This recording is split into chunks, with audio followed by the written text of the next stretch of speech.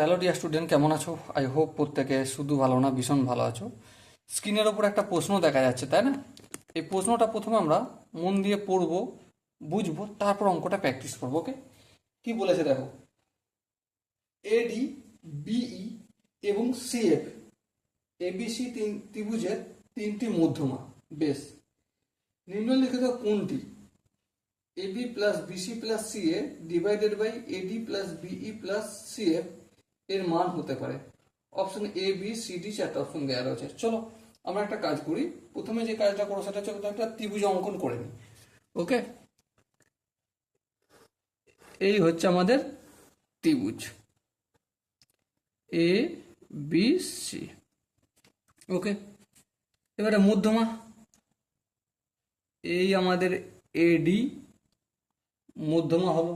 ওকে, তারপর এই আমাদের বিই মধ্যমা হলো, আর এই আমাদের সিই সিএফ মধ্যমা হলো।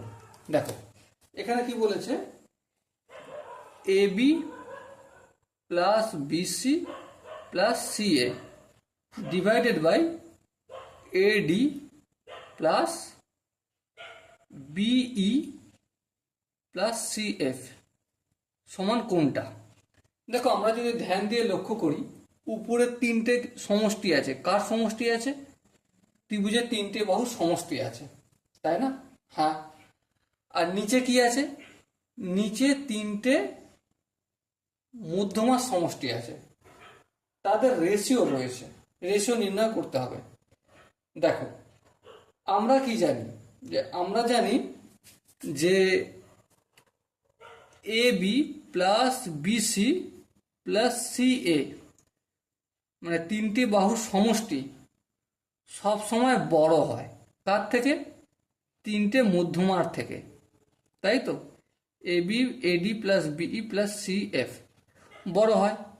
তার মানে কি, এদের দুটো যদি রেশিও করি, AB plus BC plus CA মানে ত্রিভুজের তিনটি বাহু সমষ্টি আর তিনটে মধ্যমার সমষ্টি যদি করি, তাহলে সেটা সবসময় একের থেকে বড় হবে।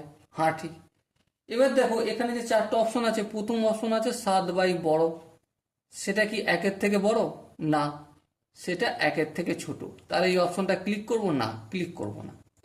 নেক্সট অপশন আছে 17/24, এটাও তো একের থেকে ছোট, তাহলে এই অপশনটা ক্লিক করব না। 3 নম্বর অপশন আছে দেখো 35/48, তাই তো? এটাও তো একের থেকে ছোট, তাহলে এই অপশনটা ক্লিক করব না। তাহলে কোন অপশনটা ঠিক হবে? অবভিয়াসলি কোনোটাই নয়, option D is the right option.